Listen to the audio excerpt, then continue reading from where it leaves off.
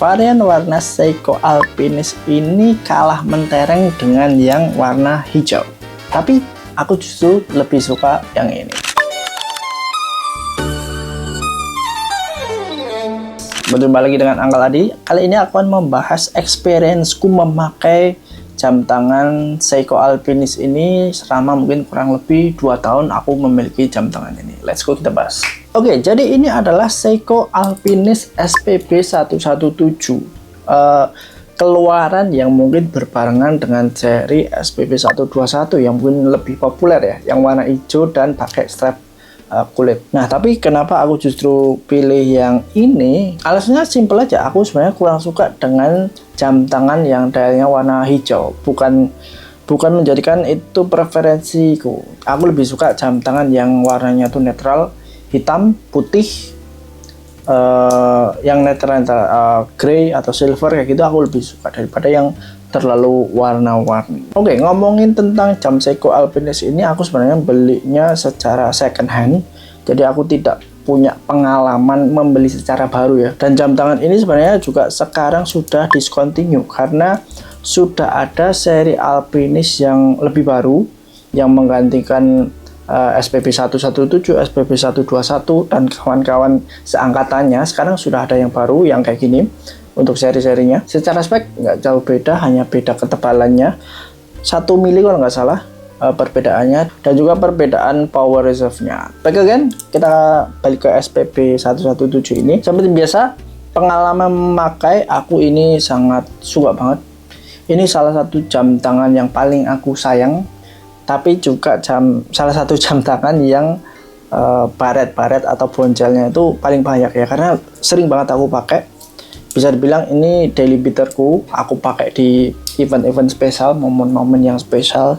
Misalkan lagi sama anak lagi ada acara tertentu, aku pakai jam ini. Selalu pakai jam ini ketika aku ada acara-acara yang menurutku sangat memorable kayak gitu. Jadi ini jam tangan ini menemani di saat-saat penting lah di kehidupanku. Untuk di tanganku sendiri kayak gini, ini sits very well ya. Jadi nggak yang terlalu kegedean, nggak yang terlalu kekecilan. Ini adalah sweet spot diameter jam tangan yang paling aku suka. Dan kalau misalkan aku harus menjual semua koleksi jam tanganku dan aku hanya menyisakan 1 jam tangan aja, aku akan ambil ini, teman-teman. Ini Seiko Alpinis, ini jam tangan yang paling aku sayang dan kelak mungkin akan aku wariskan lah ke anakku kalau misalnya aku udah nggak ada.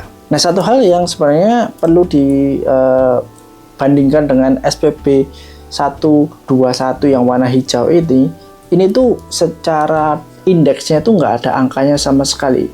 Indeksnya tuh bentuknya segitiga semua. Makanya ini disebut shark tooth, gigi hiu gitu. Berbeda dengan Seiko Alpinis yang warna hijau, yang SPB 121, itu beberapa masih ada indeks angkanya dan ada variasi indeks bentuk segitiga gitu. Kalau ini modelnya tuh yang full pakai segitiga gitu.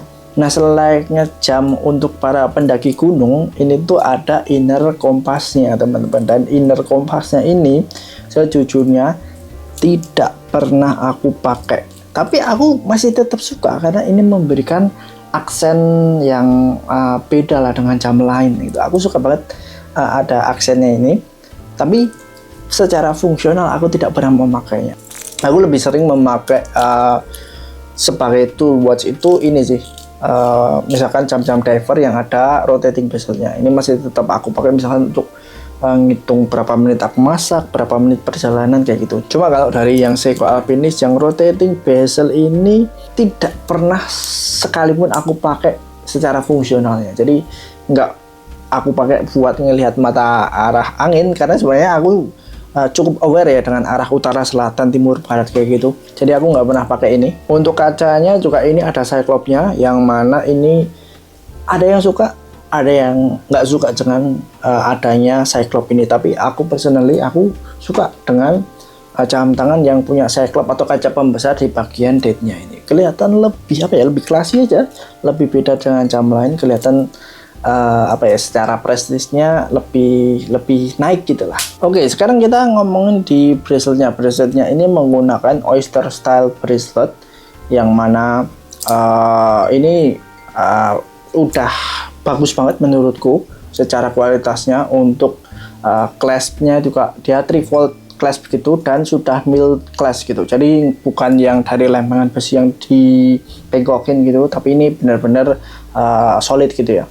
Cuma yang menjadi satu mungkin catatan atau satu nilai minus di bagian braceletnya ini adalah micro adjustmentnya hanya ada 2 lubang. Jadi mungkin teman-teman yang pengen ngencengin atau ngelusin rantainya ini agak sedikit PR ya, karena micro adjustmentnya hanya ada 2. Untuk endlingnya dia juga sudah solid, udah mantep banget lah pokoknya. Hanya minus itu tadi di bagian micro adjustmentnya. Nah, fun fact-nya, walaupun ini endlingnya itu solid, yang mana tidak bisa dibengkokin, tidak bisa di adjust seberapa lengkungannya gitu, ini fun fact-nya itu tuh bisa masuk di jam tangan Hamilton kaki field. Jadi kalau teman-teman mungkin punya Hamilton kaki field tapi punya juga Seiko Alpinis, itu braceletnya bisa ditukar-tukar teman-teman.